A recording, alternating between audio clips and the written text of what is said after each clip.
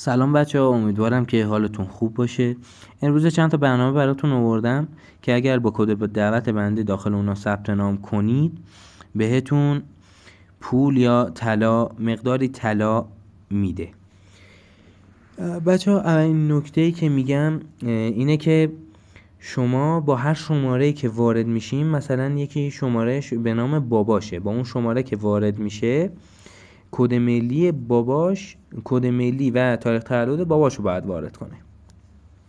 خب اولین برنامه که بهتون میگم بلو بانک هستش. داخل برنامه میریم، اینجا کد دعوت بنده موقعی که ثبت نام میکنید، کد دعوت من اینه بچه‌ها.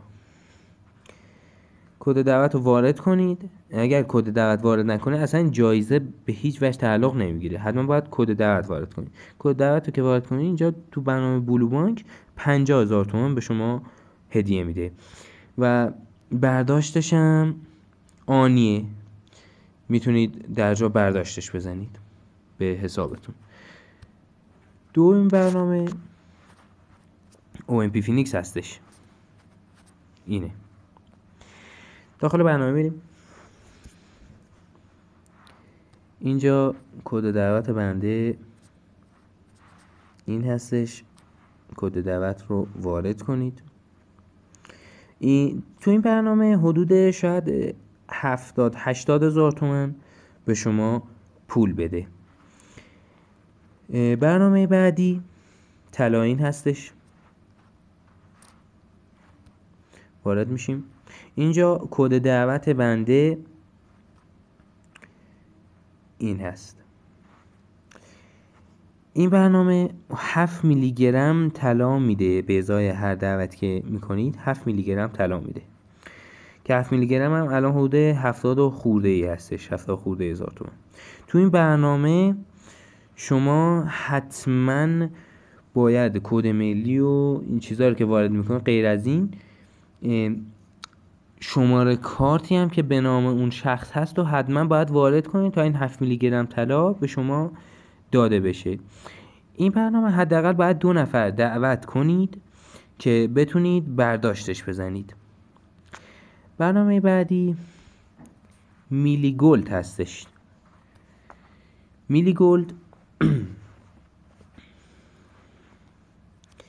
این برنامه با کد دعوت بنده که این هستش ثبت نام کنید 5 میلی گرم طلا بهتون میده که حدود 54-5 هزار تومان میشه. بزنید 54-5 هزار تومان میشه. برنامه بعدی صراف هستش. وارد صراف که بشیم،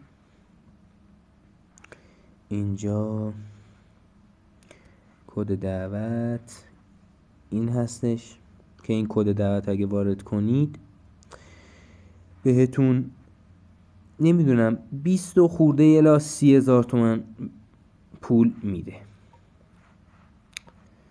خب برنامه همینا بودن بچه. حتما کد دعوت ها رو درست وارد کنید وگرنه جایزه اصلا بهتون تعلق نمیگیره. اینجا هم یه دور دیگه کد دعوت ها رو نوشتم. برنامه طلایین اینه کد دعوتش، OMP فینیکس اینه، میلی گولد اینه، صراف این و بلو بانک هم این.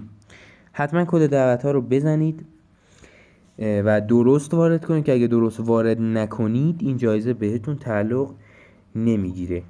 خیلی ممنونم که تا آخر این ویدیو تماشا کردید. لایک و کامنت فراموش نشه. خدا نگهدارتون.